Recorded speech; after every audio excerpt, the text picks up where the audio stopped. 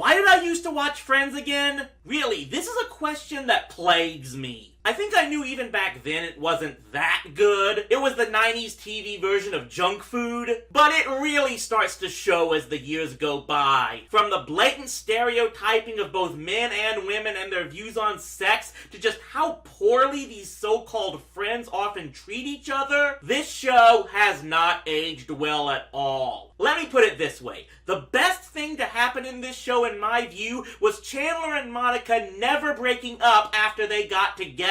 And even then, people have questioned the morality of that relationship because Monica was inebriated when they first had sex. Appropriately, that took place at the end of season 4, which I believe to be the worst season. It started with Ross and Rachel's whole "we were on a break" argument reaching its most annoying, and ended with Ross uttering Rachel's name at his wedding to Emily. And in between, we got stuff like Chandler and Joey forcing Rachel and Monica to switch apartments with each other. It was like the writers just thought, wouldn't it be funny if they were living in the other's apartments? And then just threw together the worst possible scenario to make that happen. I almost considered reviewing that story arc because it pretty much summed up just how horribly these so-called friends treat each other. But no, I'm reviewing instead perhaps the most infamous single episode of them all. The episode almost everyone, even in production, knew had a bad story idea. The one with the cat. Yes, that is the actual title. Yeah, the creators think that starting every episode title with "the one" was creative.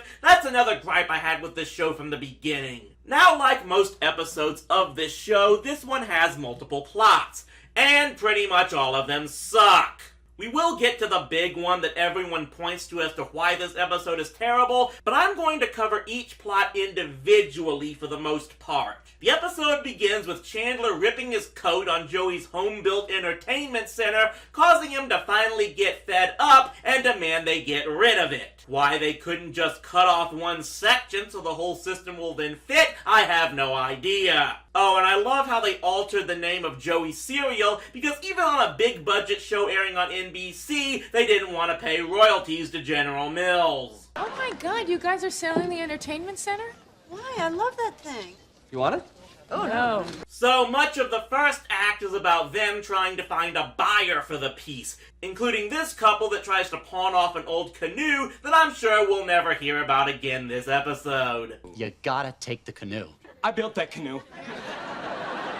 Good for you!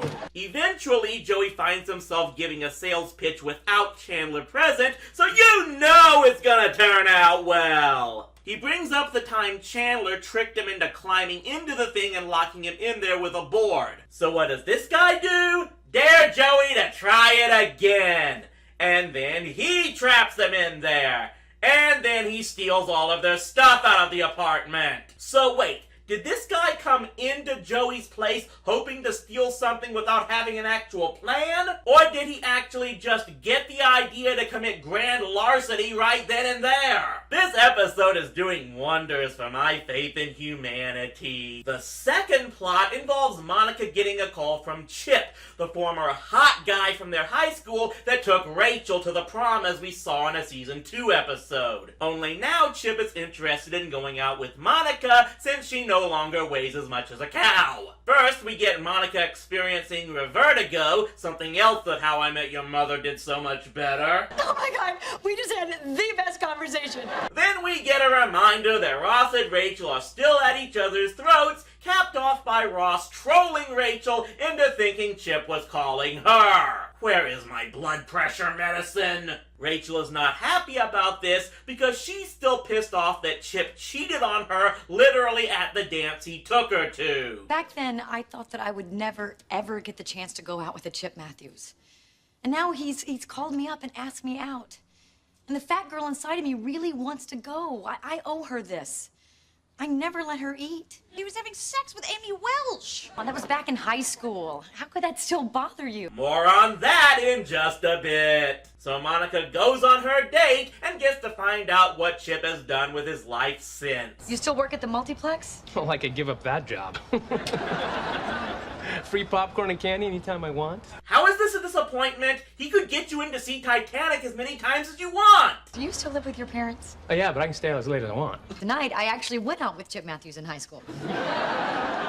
Oh, honey, I'm sorry. No, it's okay. Not only did I get to go out with Chip Matthews, I got to dump Chip Matthews. And prove that I'm just as much of a stuck-up bitch as you are. So yeah, just how much of this one makes my blood boil? First off, let's point out the hypocrisy. Monica took this date because part of her couldn't let go of her life in high school. And at the end of it, she dumps Chip because he hadn't let go of his life in high school. Only in his case, he wasn't hanging on to the pain of that life. He's had a steady job, a place to live, and basically a stable life for about 10 years at this point. But because it's the same life he had as a teenager, that's not good enough for Monica. Do you know how many millennials would probably love to have had a consistent job in residence for 10 years straight, no matter what the circumstances were? I guess Monica should be glad Chip didn't call her back when she had to work at that 50s themed diner.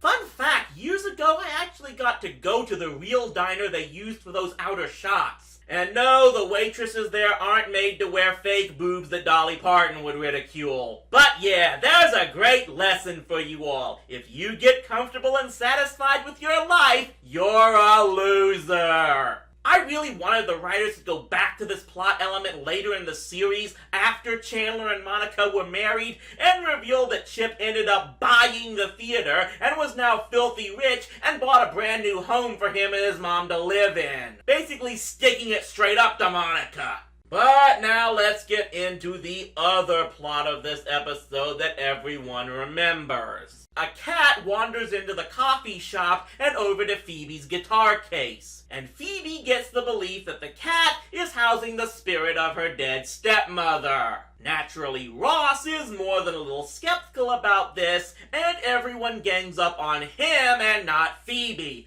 Especially Rachel. Because you always have to be right. I do not always have... Okay. Jurassic Park could happen. Again, why did everyone get so upset over Ted and Robin getting back together at the end of How I Met Your Mother? It made a hell of a lot more sense than these two! Eventually, though, Rachel finds a lost cat ad for the very cat Phoebe has taken in. Do we have to tell her? Yes, we have to tell her. Oh, but it's made her so happy. Little girl misses her cat.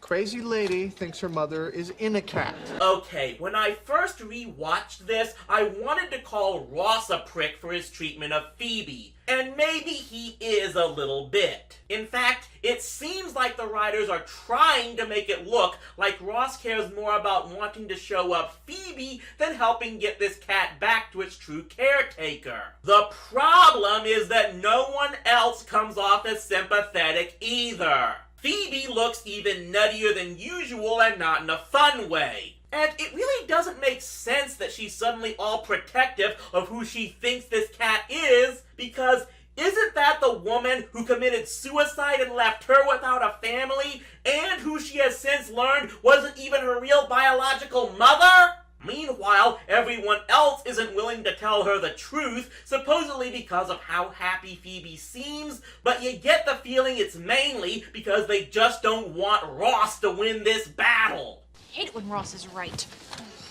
He is right, isn't he? You know what? I think this might be one of the times when he's wrong. You think? Oh, no, he's right. Eventually, Ross has to be the one to confront Phoebe about it, and we get this. She chose to find me. I mean, I have to respect her decision, right? Look, I am sorry that you feel guilty or whatever about spending time with your new mom, but this is not your old mom. This is a cat, okay? Julio the cat. Not mom, cat. Ross, how many parents have you lost? None. Okay, then you don't know what it feels like when one of them comes back, do you?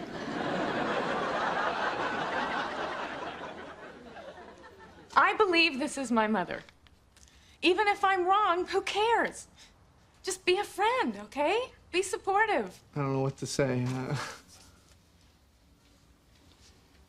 You could say you're sorry to her mom. Because all the others care about here is humiliating Ross. Yep, everyone's an asshole! I got an extra futon.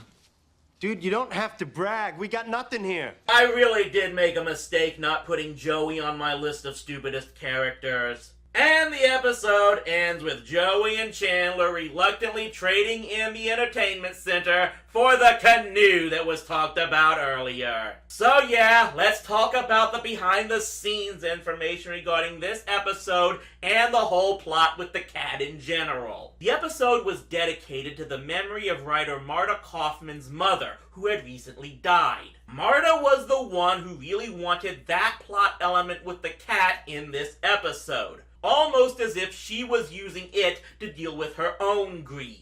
And it was because of that grief that no one else on the production staff had the heart to tell her no. Yeah, the symbolism here is so thick you could regrout bathroom tile with it. As a result, we get a story that's completely nonsensical and leaves just about every character looking like they're either crazy or a jerk. The latter of which we would see far too much of in this entire season. And we even saw other examples of it in this very episode. And the worst part is, the whole thing with the cat wasn't even the worst plot element of this episode. For me, it was just how much of an elitist snob Monica was toward Chip. If they had revealed him to be just as much of a womanizing jerk as he was back in high school, that would have meant something. But she just dumps him because he still lives with his mother and works at a movie theater? I guess Chandler should consider himself lucky that Monica considered him good enough for her, with him doing... What was Chandler's job again? I can't believe you don't know what I do for a living. I actually don't. Yeah, something to do with